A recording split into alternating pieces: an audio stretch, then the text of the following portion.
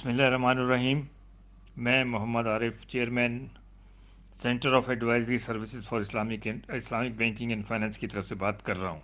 आज हमारा मौजू जो है वो ये है कि पाकिस्तान में जो इस वक्त क्रिटिकल एरियाज़ हैं उसमें से सबसे हाईएस्ट एरिया कौन सा है, और उस सिलसिले में जो फ्यूचर प्रोस्पेक्ट्स हैं वो क्या हो सकते हैं। पॉलिटिकली आप जानते हैं कि इस वक्त नवाज शरीफ और के इशू को गवर्नमेंट ने उठाया हुआ है और वो वही एक सबसे इम्पोर्टेंट इशू वो समझते हैं। लेकिन अपार्ट फ्रॉम दैट जो कुछ पब्लिक के लिए हो सकता है वो अलग कहानी है, और उसके लिए गवर्नमेंट के क्या प्लान्स हैं ये बिल्कुल भी क्लियर नहीं है। इस सिलसिले में पहली बात तो ये है कि जैसे अभी कल ही जो मीटिंग हुई है ईसीसी की, उसके अंदर जो घरेलू गैस मीटर का जो रेंट है वो दुगना कर दिया है, उस पर सेस अप्लाई कर दिया है। एलपीजी जो है 3 रुपये महंगी कर दी है, बिजली जो है 32 पैसे महंगी कर दी है। तो ये सब काम किस हवाले से हो रहे हैं? पाकिस्तान का असल में सबसे बड़ा जो इशू है वो एनर्जी क्राइसिस है, और आज हम एनर्जी क्राइसिस पे ही बात करेंगे। एनर्जी क्राइसिस में जो पोजीशन है वो ये है कि पाकिस्तान के पास ये सलाहियत है, जो कैपेसिटी है वो 23,000 मेगावाट वो प्रोड्यूस कर सकता है, लेकिन प्रोड्यूस एक्चुअल कितनी हो रही है वो 12,000 मेगावाट या उससे कम। अब इसके अलावा ये है कि बिजली जब मुहैया की जाती है तो उसमें जो लाइन लॉसेस आते हैं या दूसरे लॉसेस आते हैं वो 25% उसमें आप एडअप कर लें। तो इस तरह ये 12,000 की जो अवेलेबिलिटी है ये भी गिर के 8-9 हज़ार पे आ जाती है। अब हमारी डिमांड जो है वो तकरीबन 16-17 हज़ार मेगावाट की है, तो इससे आप ख़ुद अंदाज़ा कर लें कि हमारे यहाँ इंडस्ट्रीज़ और डोमेस्टिक और फैमिली सेटअप्स वो कितने डिस्टर्ब हैं। अच्छा, अब इसमें यह है कि अगर हम देखें तो जो हमारा बिजली बन रही है इसकी कॉस्ट भी हम बहुत ज़्यादा पे कर रहे हैं। किस तरह कि 81% जो हम बिजली पैदा कर रहे हैं वो ऑयल एंड गैस से कर रहे हैं, और ये तकरीबन जो खर्चा है वो जो हमारी टोटल इंपोर्ट्स है उसका 53% है। हाइडल साइड यानी जो डैम्स वगैरह हैं उससे 27% है, और कोल से 9% है, सोलर और विंड से 5% है, और न्यूक्लियर से 5% है। अब इसके अंदर जो ऑयल है वो तो हम बाहर से इंपोर्ट करते हैं, और उसका हम उसका जो वज़न है वो सारी कौम पर जा रहा है। और इस तरीके से इस वक्त जो कर्जा है अगर हम सिर्फ उसकी बात करें तो पाकिस्तान की जो 21 करोड़ आबादी है इसमें हर फर्द 1,122 रुपये का मकरूज हो चुका है, और ये सिर्फ इसमें मेन जो रोल है वो हमारे एनर्जी सेक्टर का ही है। अच्छा, अब इसमें यह है कि जो हमारी गैस प्रोडक्शन है, अब सर्दियां आ रही हैं, इसमें वो तकरीबन 4 million cubic feet per day है। डिमांड जो है हमारी तकरीबन वो 5 मिलियन क्यूबिक पर फीट है, और ज़ाहिरी बात है कि सर्दियां आने से ये डिमांड बढ़ेगी, और उसकी वजह से हम जो हैं ये मज़ीद अबतरी का शिकार होंगे। तो ये सर्दियां जो आ रही हैं ये एक लिहाज से खौफनाक भी हो सकती हैं from energy point of view.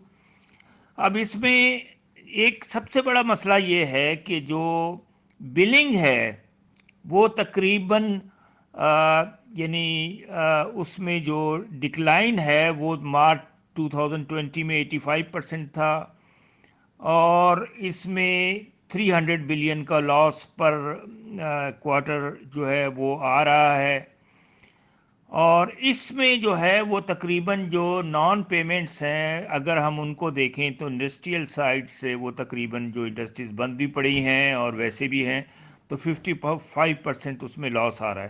Government کا جو لاس ہے وہ گورنمنٹ جو نان پے کر رہی ہے وہ 70 to 100% ہے، اور ڈومیسٹک سائڈ سے 25% نان پیمنٹ ہے۔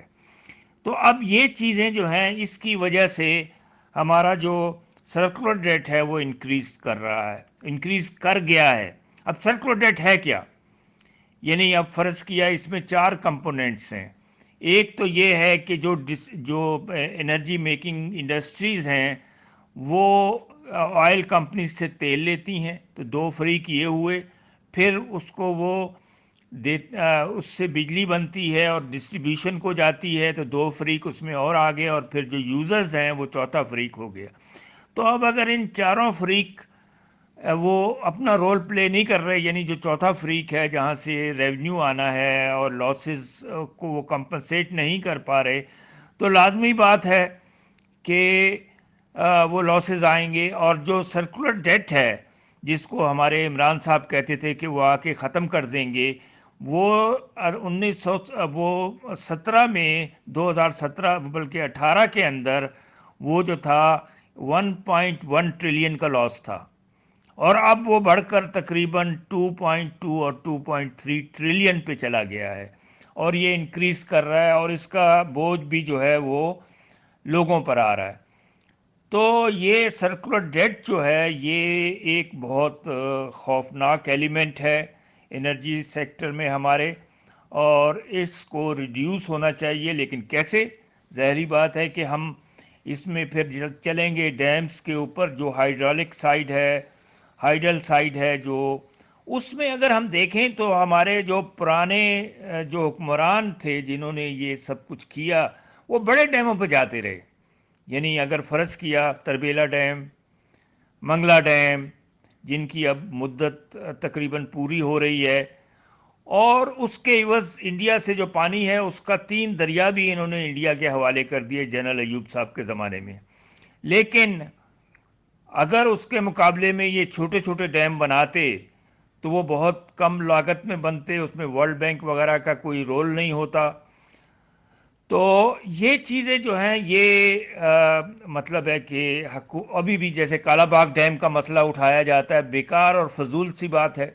اگر اس کی بجائے ہم چھوٹے چھوٹے ڈیمز جو بلوچستان میں بھی ہو سکتے ہیں، سندھ میں بھی ہو سکتے ہیں، مختلف یہاں جھیلیں ہیں، پانی ہے، پھر بارش کا پانی جمع ہوتا ہے، اور پھر پنجاب ہے، اور پھر ہمارا اوپر خیبر پختونخوا گلگت بلتستان ہے۔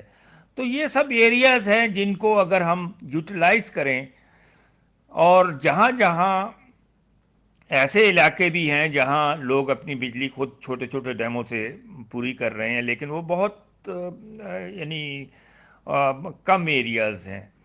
تو اگر حکومت جو ہے، اب یہ آپ کو یاد ہوگا کہ یہ جو بھاشا ڈیم ہے اس پر بڑی کمپین کی گئی تھی، ایک ہمارے سابقہ چیف جسٹس صاحب نے بھی بڑی کمپین کی تھی اور سب کچھ تھا، لیکن ہوا کیا؟ 8-10 بلین سے زیادہ جمع نہیں ہوا، اور اس کے بعد پھر اس کو دفن کر دیا گیا، پھر اس کا دوبارہ افتتاح کیا گیا۔ تو یہ افتتاحی تقریبات کا سلسلہ لگا ہوا ہے، لیکن پاکستان کیونکہ یہاں اتنے وسائل نہیں ہیں تو یہ بڑے ڈیموں کا متحمل نہیں ہو سکتا، اور جب بھی ہم نے بڑے ڈیم بنائے ہیں ہم نے ملک کا لاس کیا ہے، یا ہم نے اس کو اس کے بعد دوسرے ڈیم بنانے کی ہم میں ہمت نہیں رہی۔ تو ہم جو ہے اگر چھوٹے ڈیموں پر جائیں تو ہمارا یہ جو کاسٹ ہے یہ کافی ریڈیوس ہو سکتی ہے، پھر ہم یہ اس کو جو سولر ہے اس کو یوز کر سکتے ہیں، ہم ونڈ انرجی کو یوز کر سکتے ہیں۔